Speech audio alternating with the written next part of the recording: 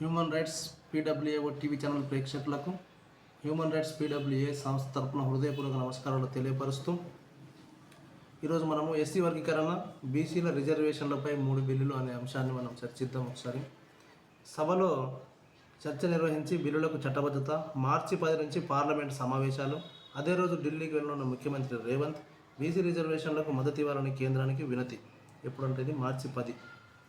కేంద్రం ఆమోదం తెలపకపోతే పోరాటం, అఖిలపక్ష నేతల్ని ఢిల్లీకి తీసుకెళ్లే యోచన, అన్ని పార్టీలకు త్వరలో సీఎం లేఖలు, మార్చి 3వ వారంలో బడ్జెట్ సమావేశాలు. ఇది చూద్దాం. ఇంకగా ఎస్సీ వర్గీకరణ బీసీలకు రిజర్వేషన్ల అంశంపై రాష్ట్ర ప్రభుత్వం పక్కా ప్రణాళికతో ముందుకు వెళ్లాలని భావిస్తుంది. వర్గీకరణకు చట్టబద్ధమైన ఒక బిల్లు, బీసీలకు స్థానిక సంస్థలు 42% రిజర్వేషన్లపై మరొకటి, విద్యా ఉపాధి రంగాల్లోనూ బీసీలకు 42% రిజర్వేషన్లను అమలు చేసేందుకు ఉద్దేశించిన బిల్లులకు చట్టబద్ధత కల్పించనుంది. ఇందుకోసం మార్చి 1 నుంచి 5 వరకు ప్రత్యేక అసెంబ్లీ సమావేశాలను నిర్వహించాలని ప్రభుత్వం ప్రాథమికంగా నిర్ణయించినట్లు తెలిసింది. ఈ సమావేశాల్లో ఎస్సీ వర్గీకరణ, బీసీల రిజర్వేషన్లపై 3 బిల్లులను ప్రవేశపెట్టనుంది. వాటిపై చర్చ జరిపి ఆమోదించిన అనంతరం చట్టబద్ధత కల్పించనుంది. ఈ నేపథ్యంలో 3 బిల్లుల ముసాయిదాల రూపకల్పనలో అధికారులు నిమగ్నమయ్యారు. త్వరలోనే ప్రభుత్వానికి ముసాయిదాలు అందనున్నాయి. అవి అందించిన వెంటనే రాష్ట్ర మంత్రివర్గం సమావేశమై చర్చించనుంది. ఆ తర్వాత వాటిని ప్రత్యేక అసెంబ్లీ సమావేశాల్లో ఆమోదింపజేయనుంది. రాష్ట్రంలోని ఎస్సీలను 3 గ్రూపులుగా వర్గీకరించాలంటూ ఏకసభ్య కమిషన్ ప్రభుత్వానికి నివేదిక అందించిన విషయం తెలిసిందే. మాల మాదిగల్లోని ఉపకులాలన్నింటినీ 3 గ్రూపులుగా విభజించి గ్రూప్ 1లో సామాజికంగా, ఆర్థికంగా, విద్యాపరంగా అత్యంత వెనుకబడిన పట్టించుకోని కులాలను చేర్చి వారికి 1% రిజర్వేషన్ కల్పించింది. గ్రూప్ 2లో ఒక మోస్తరుగా లబ్ధి పొందిన కులాలను చేర్చి వారికి 9% ప్రతిపాదించింది. గ్రూప్ 3లో మెరుగైన ప్రయోజనాలను పొందిన కులాలను చేర్చి వారికి 5% కేటాయించింది. మొత్తంగా కమిషన్ రాష్ట్రంలోని 59 కులాలకు 15% రిజర్వేషన్లను కేటాయించింది. సర్కారు ఈ నివేదికను అసెంబ్లీలో ప్రవేశపెట్టి తీర్మానం చేసింది. నివేదికను బిల్లు రూపంలో తీసుకొచ్చి వర్గీకరణకు చట్టబద్ధత కల్పించాలని నిర్ణయించింది.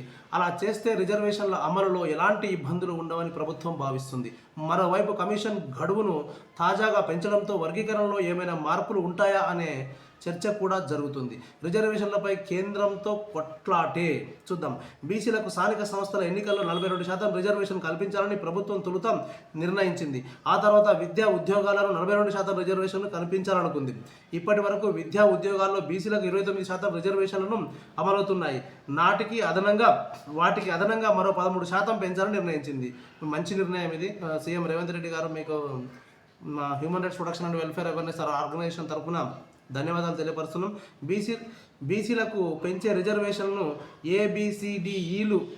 ఏబిసిడిఈ విభాగాల వారీగా పెంచాలని యోచిస్తుంది. అధికారులు కూడా ఆ మేరకే ముసాయిదాలు రూపొందించనున్నట్లు సమాచారం. అయితే బీసీలకు రిజర్వేషన్లను పెంచుతూ చేసే చట్టాన్ని రాష్ట్ర అసెంబ్లీ ఆమోదిస్తే సరిపోదని న్యాయ నిపుణులు చెబుతున్నారు. పెంచిన రిజర్వేషన్లు అమలు కావాలంటే మళ్ళీ సుప్రీంకోర్టు ఆశ్రయించాలి, లేదా పార్లమెంటులో ఈ చట్టాన్ని ఆమోదింపజేసి రాజ్యాంగంలోని 9వ షెడ్యూల్లో చేర్చాలి. ఈ చట్టానికి కేంద్రం ఆమోదం లేకపోతే పోరాటం చేయాలని రేవంత్ సర్కార్ భావిస్తుంది. రేవంత్ రెడ్డి గారు సర్కార్ భావించడం కాదు, పోరాటం చేయాల్సిందే. మనం చేద్దాం. దానికి తోడు మా స్వచ్ఛంద సంస్థలు కూడా ఉంటాయని చెప్పి మేము తెలియపరుస్తున్నాం. అన్ని పార్టీలకు త్వరలో సీఎం రేవంత్ రెడ్డి లేఖలు రాయనున్నట్లు తెలిసింది. ప్రత్యేక అసెంబ్లీ సమావేశాల్లో బీసీలకు రిజర్వేషన్లను పెంచే బిల్లుకు చట్టబద్ధత కల్పించి దాన్ని కేంద్రానికి పంపనున్నారు. మార్చి 10 నుంచి పార్లమెంట్ సమావేశాలు ప్రారంభమవనున్నాయి. అదే రోజు సీఎం రేవంత్ రెడ్డి అధ్యక్షతన కాంగ్రెస్ ప్రతినిధులు ఢిల్లీ వెళ్లి బీసీలకు రిజర్వేషన్ పెంపు అంశాన్ని ఆమోదించాలని కేంద్రాన్ని కోరనున్నారు.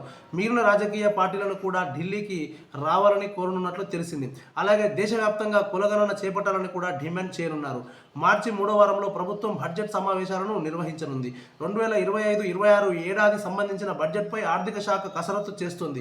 ఇప్పటికే కీలక శాఖలతో బడ్జెట్ కేటాయింపులు, గతంలో కేటాయించిన నిధుల ఖర్చు సహా అన్ని అంశాలపై సమీక్షలు నిర్వహించి ఈ క్రమంలోనే మార్చి 15 నుంచి 30 వరకు బడ్జెట్ సమావేశాలు నిర్వహించాలని ప్రభుత్వం నిర్వహించినట్లు తెలుస్తుంది. ఇక్కడ మనం విషయం గమనిస్తే బీసీలకు రిజర్వేషన్ పెంపు అంశాన్ని ఆమోదించాలని కేంద్రాన్ని కోరనున్నారు. మిగిలిన రాజకీయ పార్టీలను కూడా ఢిల్లీకి రావాలని కోరనున్నట్లు తెలిసింది. అలాగే దేశవ్యాప్తంగా కులగణన చేపట్టాలని కూడా డిమాండ్ చేయనున్నారు. చూడండి ఎంత మంచి అభిప్రాయం మన రేవంత్ రెడ్డి గారిది. మిగిలిన పార్టీ వారు కూడా దీనికి సహకరించాలి. ఇది పార్టీలకు సంబంధం లేదు, ఇది ప్రజలకు సంబంధం. దీని కొరకు అధికార పార్టీ, ప్రతిపక్ష పార్టీ ఉన్నటువంటి అన్ని పార్టీల వారు, అన్ని స్వచ్ఛందుల వారు అందరూ కూడా దీన్ని ఏకీభవిస్తారు కనుక అందరు రావాలని చెప్పి మన సీఎం గారు కూడా ఎలాంటి పక్షపాతం లేకుండా స్టేట్మెంట్ ఇవ్వడం జరిగింది. ఇక్కడ ఇది మనం సంతోషించాల్సిన అంశం. ఈ విషయం కేంద్రం దృష్టికి తీసుకుపోయినప్పుడు కేంద్రం కూడా స్పందించి దీనికి సానుకూలంగా స్పందించాలని చెప్పి human rights protection and welfare awareness organisation తరపున కేంద్ర ప్రభుత్వాన్ని మేము సవినీయంగా కోరుకుంటున్నాం. థ్యాంక్ యూ, ధన్యవాదాలు.